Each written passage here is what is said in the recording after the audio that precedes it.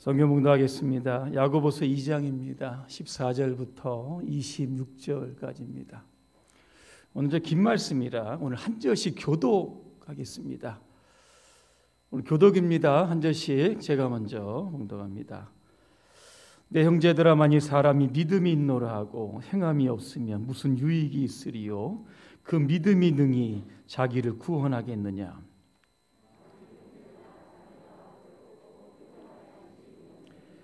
너희 중에 누구든지 그에게 이르되 평안히 가라, 덥게 하라, 배부르게 하라 하며 그 몸에 쓸 것을 주지 아니하면 무슨 유익이 있으리요?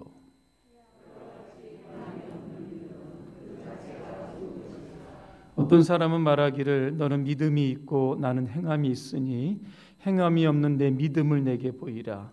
나는 행함으로 내 믿음을 내게 보이리라 하리라.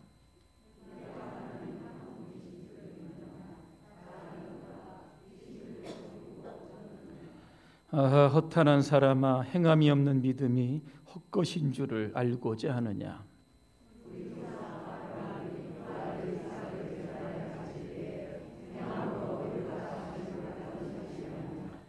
내가 보거니와 믿음이 그의 행함과 함께 일하고 행함으로 믿음이 온전하게 되었느니라.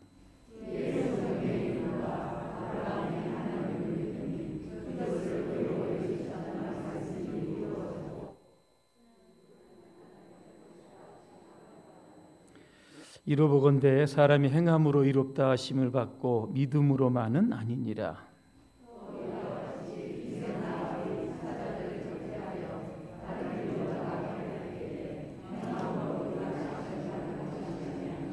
(26절) 함께합니다. 영혼 없는 몸이 죽은 것 같이 행함이 없는 믿음은 죽은 것이니라.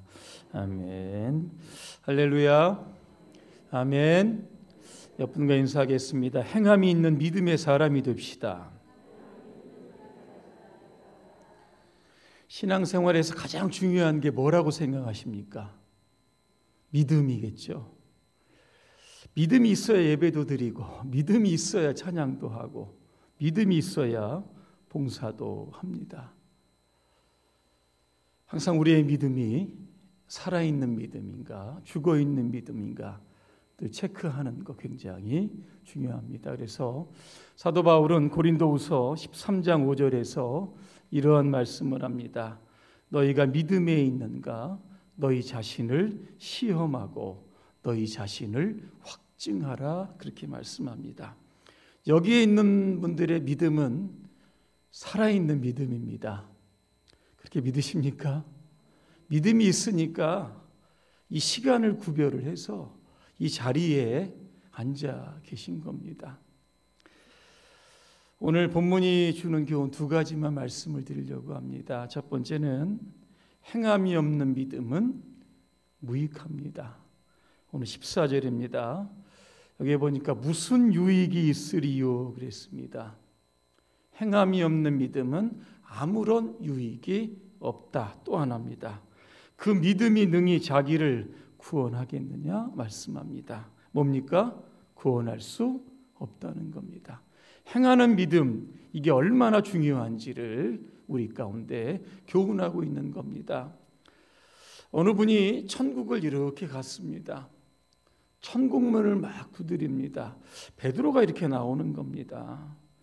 베드로가 말합니다. 천국에 들어오려고 하면 믿음의 증표가 있는데 좀 보여달라 그랬습니다. 이분이 믿음의 증표가 늘 있는 줄 알았는데 막 이제 찾아보니까 이게 없는 겁니다. 그래서 베드로에게 이렇게 이야기를 합니다. 저는 오랜 동안 교회에 출석을 잘했습니다. 그러니까 조금 들어가게 해주십시오. 그랬더니 안 된다는 거예요. 그 이유가 믿음이 없이 수십 년이 아니라 수백 년 동안 교회 마당만 밟고 다녔는데 그런 믿음으로 어떻게 천국에 들어올 수 있느냐? 안 된다는 겁니다. 이분이 또 사정을 합니다. 내가 그냥 교회 마당만 밟은 게 아니라 제가 직분도 가지고 얼마나 교회에 충성한지를 아십니까? 그러니까 문을 좀 열어달라 그랬습니다. 안 된다는 겁니다. 아니 믿음도 없이 어떻게 직분을 가지고 어떻게 믿음도 없이 봉사를 했느냐라고 하는 겁니다. 더더욱이 당신과 같은 사람은 이게 들어올 수 없다 그러면서 청문을 꽝 하고 닫았다고 합니다. 눈을 떠보니까 이게 꿈이었던 겁니다. 그러면서 자신을 좀 돌아보게 되는 겁니다. 늘 기계적으로 형식적으로 어려서부터 다녔던 교회이니까 그냥 지금까지 다녔던가, 아니면 정말 예수 그리스도를 내 구주로 고백하고 그분을 위해서 내 전 인생을 걸 만큼 그러한 믿음으로 예배도 참여하고 직분도 갖고 교회 봉사를 했는지 한번 돌아보면서 그의 삶이 바꾸어졌다는 겁니다. 우리가 어떻게 구원받습니까? 믿음으로 받습니까? 행함으로 받습니까? 믿음으로 받습니다. 예수 그리스도의 십자가의 보혈을 믿으면 누구든지 다 구원을 받게 되는 겁니다. 자, 그런데 우리가 구원받았다라고 하는 그 믿음을 여러분 어떻게 증명하시겠습니까? 구원받은 사람답게 믿음으로 살아가는 그 행함 자체가 여러분이 구원받았다라고 하는 증거입니다. 그래서 오늘 보니까 믿음과 행함이 함께 일한다 그랬습니다. 자, 근데 만약에 믿음은 있는데 이게 행함이 없습니다. 오늘 성경에 보니까 자신뿐만 아니라 다른 사람들에게도 아무런 유익이 되지 못한다, 이렇게 말씀합니다. 그러면서 오늘 나오는 말씀이 오늘 15절과 16절입니다. 어느 형제나 자매가 헐벗고 있습니다. 먹을 것이 없는데 여러분 가운데 누가 그들에게 이렇게 말합니다. 평안히 가서 몸을 좀 따뜻하게 하고 배부르게 좀 먹으십시오. 말만 하고 몸에 필요한 것들을 공급하지 않으면 무슨 소용이 있겠는가, 그렇게 말씀합니다. 여러분, 이런 사람이 가장 필요한 게 뭐겠습니까? 옷이 필요할 거고 음식이 필요할 겁니다. 이거 갖다 주어야죠. 이런 사람이 바로 믿음 있는 사람이라는 겁니다. 누가복음 10장에 보니까 이와 비슷한 예가 나옵니다. 어느 사람이 예루살렘에서 여리고를 가다가 강도 만납니다. 옷도 다 벗기고 얼마나 두들겨 맞았는지 그냥 죽기 일보 직전입니다. 때마침 누가 지나가냐면 제사장이 지나갔다.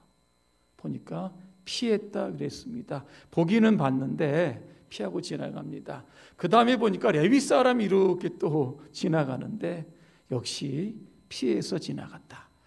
한 사마리아 사람이 이렇게 보니까 치근한 마음이 드는 겁니다. 가까이 갑니다.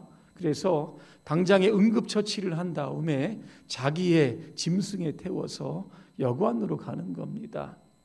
그러면서 그 다음날 여관 주인에게 이렇게 이야기를 합니다. 2데나리온이 여기에 있습니다. 이 돈으로 이 강도 만난 사람 잘 좀 치료해 주십시오. 돈이 더 들면 내가 올 때 나머지 돈 내가 갚아주겠다, 이렇게 이야기를 했다는 겁니다. 예수님은 이 비유를 하시면서 이런 질문을 합니다. 누가 이 세 사람 가운데 강도 만난 자의 이웃이냐 그랬습니다. 그랬더니 어떤 사람이 이렇게 대답합니다. 자비를 베푼 사람입니다, 이렇게 이야기합니다. 예수님 뭐라고 말씀하십니까? 가서 너도 그와 같이 하라, 그렇게 말씀합니다. 저는 이 장면을 보면서 이런 생각을 해보았습니다. 제사장 레위 사람이면 그 당시 조금 종교 지도자층 아니겠습니까? 제사장이면 뭐 설교하는 사람일 거고 레위 사람이면 교회 전체적인 일을 관장하는 그러한 사람들일 겁니다. 근데 이 사람들이 만약에 가다가 하도 딱해가지고 돌아와서 강도 만난 사람에게 말을 했다라고 하면 도대체 어떤 말을 했을까? 아마 이런 말을 했을 겁니다. 조금만 참으세요. 사람이 많이 왕래를 하니까 누군가 반드시 당신을 도와줄 겁니다. 나는 지금 굉장히 바쁩니다. 자, 기도하겠습니다. 조금만 참으십시오. 이 레위 사람과 이 제사장의 문제가 지금 뭡니까? 지금 강도 만난 사람에게 아무런 조치를 취하지 않은 겁니다. 그러다 저 사람이 죽을 수도 있는 겁니다. 제사장은 이웃을 사랑합시다, 이렇게 아마 설교하고 돌아가는 그러한 과정일지도 모릅니다. 설교는 했는데 설교대로 살아가지 못한 것, 결국 믿음이 없는 겁니다. 진정한 믿음은 뭡니까? 말로 하는 그런 것이 아니라 행함과 진실함으로 가서 자비를 베푸는 것, 이게 바로 진짜 살아있는 믿음입니다. 또 하나, 행함이 없는 믿음은 죽은 믿음이다 그랬습니다. 오늘 17절입니다. 이와 같이 행함이 없는 믿음은 그 자체가 죽었다 그랬습니다. 여러분, 믿음 따로 있고 행함 따로 있습니까? 그렇지 않습니다. 믿음과 행함은 동전의 양면과 같습니다. 이게 만약에 분리되면 양쪽 다 문제가 생깁니다. 왜냐하면 행함이 없는 믿음은 유익이 없습니다. 그냥 무익합니다. 또 하나, 믿음이 없이 행한다, 목적이 없이 이게 맹목적이 되어버리니까 여기에도 문제가 생기는 겁니다. 그래서 믿음과 행함은 하나라는 겁니다. 그러면서 오늘 행함 있는 사람은 어떤 사람이니까 두 사람 우리 가운데 소개합니다. 첫 번째는 누굽니까? 아브라함입니다. 하나님은 아브라함을 테스트를 하십니다. 100세에 낳은 아들 누굽니까? 이삭입니다. 번제로 드려라 그랬습니다. 근데 아브라함은 이의를 달지 않았습니다. 아니, 어떻게 자식을 번제 태워서 죽이는 이교도 방식으로 어떻게 하나님 제사를 받으려고 하십니까? 하나님 성품과는 맞지 않는 것이니까 빨리 철회해 주십시오. 지금 하나님이 좀 무식하시고 모르시고 잔인하셔서 자식을 번제로 드리라고 하는 겁니까? 아닙니다. 하나님의 이 시험의 목적은 간단합니다. 아브라함의 믿음이 살아있는지 죽었는지 테스트를 하시는 겁니다. 자식을 번제로 드려라라고 하는 명령, 지금 정당하냐 부당하냐 이거 아브라함에게 물어본 거 아닙니다. 누가 봐도 부당한 겁니다. 하지만 아브라함이 하나님의 명령에 순종할 수 있는 믿음을 가지고 있느냐 없느냐 이 여부를 지금 묻고 계시는 겁니다. 아브라함은 이 테스트에 통과합니다. 자, 우리는 때때로 하나님께서 이러한 믿음을 테스트하실 때가 있다는 겁니다. 예를 들면 이겁니다.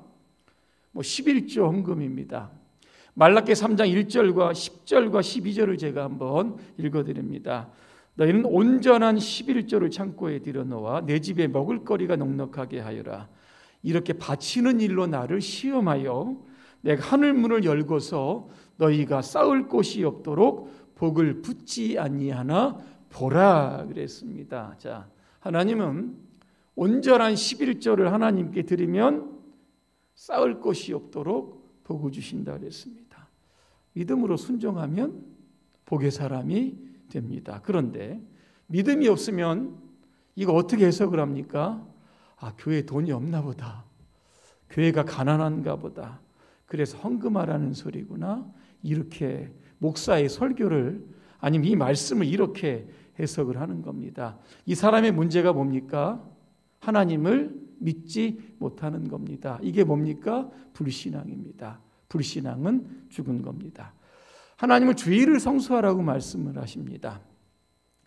그러면서 과거 이 구약시대 이스라엘을 광야 40년 동안 행진을 하시면서 그들과 함께 하시면서 주일 성수의 중요성을 보여주십니다. 매일 새벽에 뭐가 내립니까? 만나가 내렸습니다. 40년 동안. 그런데 안식일 전날에는 이틀치가 딱 내립니다. 왜? 안식일에는 집 밖으로 나오지 말고 일도 하지 말고 어떻게 해요? 하나님을 예배하라 이겁니다. 그런데 많은 분들은 이 말씀을 읽으면서도 순종하지 않습니다. 왜 그렇습니까? 믿음이 없습니다. 어떤 믿음입니까? 하나님이 자신의 삶에 필요한 것들을 공급해 주실 수 있는 분이라고 하는 사실을 믿지 않는 겁니다. 그렇기 때문에 주일에가 당당하게 일하는 겁니다. 하나님은 기도하면 응답해 주시겠다. 성경에 그죠? 신구약에 너무 많이 나옵니다. 구하고 찾고 두드리면 열어주시겠다 말씀하는데 기도하지 않습니다. 왜입니까?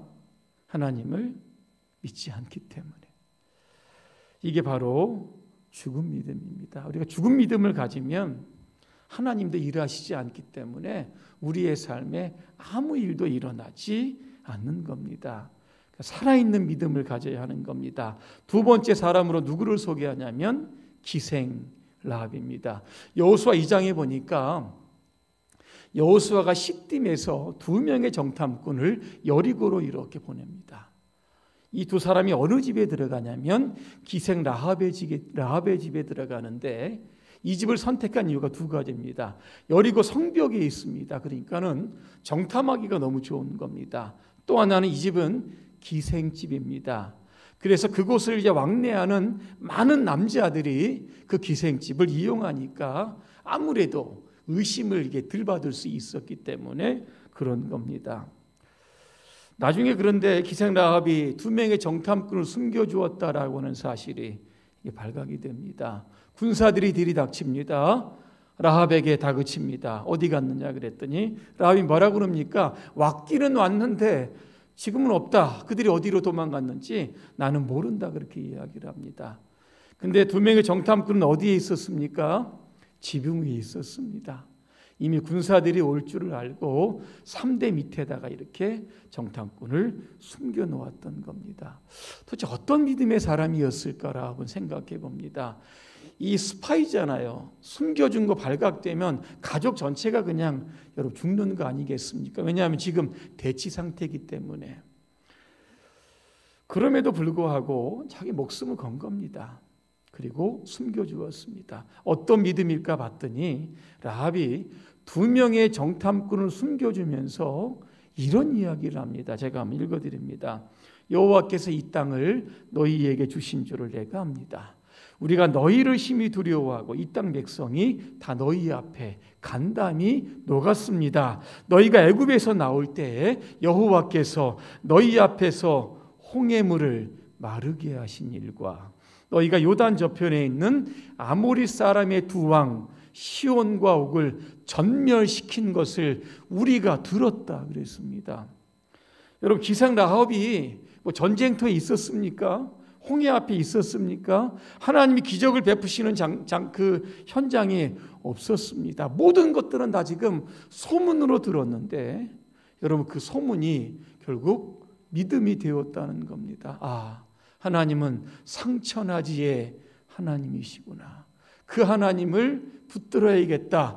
그 하나님께 내 목숨을 걸어야겠다는 겁니다. 그런 믿음을 가지고 두 명의 정탐꾼을 숨겨주었습니다. 나중에 어떻게 됩니까? 여리고성 무너집니다. 그리고 그 안에 있던 모든 사람들 어떻게 됩니까? 다 죽습니다. 근데 유일하게 오늘 기생 라합의 가정은 살게 됩니다. 그 이유가 여호수아 6장 25절에 보니까 이는 여호수아가 여리고를 정탐하려고 보낸 사자들을 숨겼기 때문이다 그랬습니다. 라합은 살아있는 믿음으로 가족 전체를 구원했던 겁니다. 그리고 라합의 이름은 예수님의 족보에 이렇게 딱 올라가게 됩니다. 마태복음 1장 5절과 6절입니다. 살몬은 라합에게서 보아스를 낳고 보아스는 루색에서 오벳을 낳고 오벳은 이새를 낳고 이새는 다윗 왕을 낳았다 그랬습니다. 보니까 이게 메시아의 계보입니다. 그죠? 결론입니다. 오늘 26절입니다. 영혼 없는 몸이 죽은 것 같이 행함이 없는 믿음은 죽은 것이다.